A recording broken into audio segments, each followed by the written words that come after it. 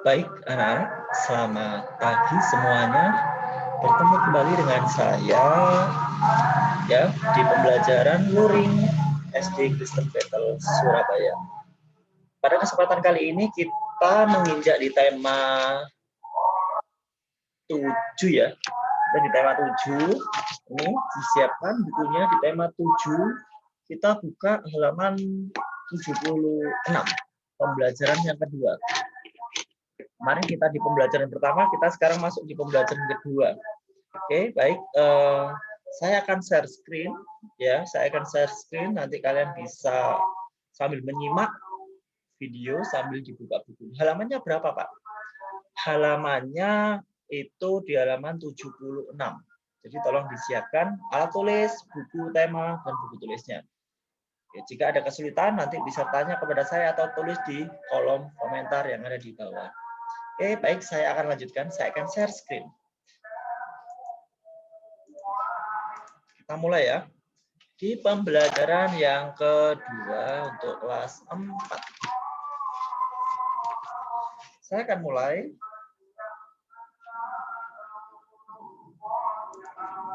Pembelajaran 2. Singkat.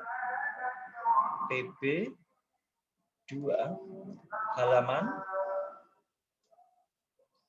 76 ya. Kita sampai di yang A. Kita bahas yang A. Sebelum kita bahas yang A, saya akan baca dulu. Indonesia memiliki banyak perajin yang sangat kreatif.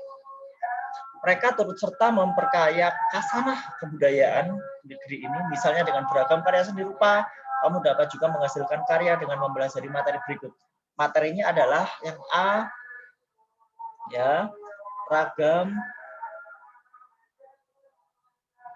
karya seni tempel. Oke, kalian sudah pernah belajar di tema-tema sebelumnya tentang ragam karya seni tempel.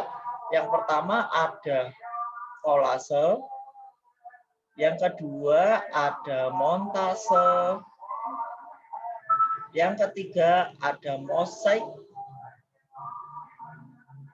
yang keempat ada karya aplikasi. Apa sih kolase? Kita ingat kembali ya, apa sih montase, mozaik, dan aplikasi? Di sebelah di bukunya itu, ini ya, di bukunya ini ada gambar-gambarnya. Saya akan bacakan kolase. Kolase adalah karya seni yang dibuat dari susunan bahan dengan bentuk asli yang ditempelkan dengan media datar. Contohnya menggunakan biji-bijian. Ya, itu kalian bisa lihat di gambarnya itu. Kemudian bisa menggunakan kerikil, ranting, atau bunga kering. Medianya menggunakan kardus, kertas, koran, atau papan kayu. Gambarnya kolase di samping. Misal ini saya gambarkan ya. Ini saya misal punya sebuah gambar. Ini adalah seekor kupu-kupu. Misal di seekor kupu-kupu. Ini dikasih biji-bijian, bisa kerikil. Nah, ini disesuaikan sama warnanya. Nah, sini juga. Nah, ini adalah karya seni kolase. Apa itu Pak yang montase? Montase adalah gabungan gambar dari berbagai sumber dan ditempel pada media menjadi gambar. Misal gambarnya itu diperoleh dari surat kabar, majalah, atau hal yang lain, atau dari internet. Jadi misal di sebuah, saya ingin membuat itu ya, saya ingin membuat sebuah gambar montase berkaitan dengan kebun binatang. Jadi di kebun binatang saya akan mencari hewan-hewan yang ada di kebun binatang. Kemudian tempatnya seperti apa? Saya mencari referensi gambar itu. Dari gambar ada gajah, ada jerapah, ada harimau. Misal ini di sini. Ini gambar gajah ini saya potong. Gambar jerapah saya potong, gambar harimau saya potong, saya tempelkan di sebuah media atau kertas gambar, buku gambar. Ini di sini ada gajah, di sini ada jerapah, di sini ada harimau. Terus ini saya carikan rumput-rumput, gambar-gambar rumput di internet, saya potong, saya tempel-tempelkan di sini. Nah, itulah yang disebut montase. Jadi kumpulan gambar yang diambil dari sumber referensi yang lain, kemudian dipotong, kemudian ditempelkan di sebuah media agar terbentuk sebuah konsep baru. Ya, sebuah konsep baru. Gitu. Sebuah gambar baru maksudnya. Kemudian yang C, mosaik. Mosaik itu apa sih, Pak? Mosaik. Nah, mosaik ini adalah susunan yang membentuk sebuah karya seni. Media yang digunakan adalah mosaik, gambar, karton, dan lain-lain. Nah, perbedaannya kolase dan mosaik. Itu mosaik disusun oleh potongan-potongan kepingan-kepingan cangkang telur, kepingan keramik, kepingan kaca, kepingan batu, atau kepingan kayu. Kepingan tersebut disusun menghasilkan komposisi warna asli dari bahan-bahan yang digunakan. Jadi kalau kolase itu biji-bijian, daun kering, dan bisa divariasikan, ya. Kalau mosaik itu kepingan-kepingan telur, kepingan keramik, kepingan-kepingan yang lain yang sesuai dengan gambar, ya. Komposisinya warna asli dari bahan-bahannya, mengkreasikan komposisi warna asli dari bahan-bahan yang digunakan. Nah, itu ya bedanya. Bedanya di situ. Kalau kolase biji-bijian, ranting, bunga kering, kerikil, sedangkan mosaik itu membentuk susunan karya seni, ya seperti itu, keping-kepingan itu bisa. Terus kemudian karya aplikasi. Aplikasi ini adalah sebuah potongan macam kain yang ditempel pada media dan direkatkan dengan cara menjahit. Itu aplikasi, misalnya sarung, bantal, taplak meja, kebaya, tas, dan lain-lain. Oke, itu ya. Saya hapus dulu.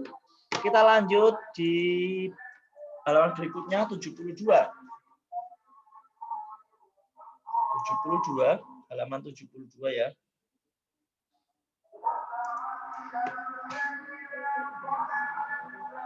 Oke. Informasi baru dari bacaan. Langsung saja simak teks berikut. Teksnya, percantik lantai rumah. Lantai rumah dengan motif mosaik. Lantai merupakan elemen yang paling jarang diganti sejak pemasangannya. Setiap orang harus merencanakan pemasangannya, jadi harus dikonsep dulu, dipikirkan mau seperti apa. Lantai dijadikan aksentuasi pada segala jenis ruang. Jika ingin kesan lantai yang tidak membosankan, pilih sesuatu yang tidak biasa. Kemudian motif mosaik memiliki kesan-kesan yang unik dan berkarakter. Jadi di lantai-lantai itu dipasang kepingan-kepingan keramik atau kepingan apa, disusun akan membentuk sebuah karya seni yang bagus. Itu mosaik ya. Terus kemudian yang C, kita halaman 78. Oh, ini bukan 72, maaf. Ini 77. Terus ini 78. C, gesekan dan manfaatnya. Gaya gesek dan manfaatnya. Kalian pernah kan melihat orang bersepeda, kemudian tiba-tiba direm, kemudian ada lagi kita pakai sandal, terus alas sandal kita itu ada motifnya. Nah, itu. Sekarang saya akan membacakan gaya gesek. Pada pembelajaran ini, sebelumnya kita belajar gaya magnet, gaya gravitasi ya. Pada gambar terlihat seorang pembalap. Di gambar tersebut kelihatan ya, gambarnya nomor 46 itu adalah Valentino Rossi yang sedang melaju dengan kecepatan tinggi ya di jalan yang beraspal. Kemudian salah satu penyebab yaitu adanya gaya gesekan antara ban dengan jalan aspal. Nah, itu posisinya Valentino Rossi. Ini misal saya gambarkan di sini, ini jalan balapan ya. Ini belokan. Kalau kalian pernah lihat MotoGP di televisi, nah ketika orang berjalan di sini, dia akan miring ke sini ya. Ketika miring, nempel antara lutut kakinya, nempel di aspal sini. Lah kenapa dia kok tidak terjatuh? Karena ya jika permukaan aspal sangat licin sehingga gesekan kecil motor akan terpelanting. Nah, jadi gesekannya itu besar sehingga tidak tidak tergelincir. Nah, jadi gaya gesekan itu menghasilkan hambatan terhadap kecepatan gerak benda. Sebagian contoh bola yang menggelinding lebih lancar dan cepat apabila permukaan tanah daripada mengelilingi permukaannya tanah berpasir. Gerakan bola di permukaan tanah lebih cepat daripada permukaan tanah berpasir dikarenakan gaya gesekan bola dengan tanah lebih kecil. Ada juga di bawah gaya gesekan pada poros roda sepeda motor.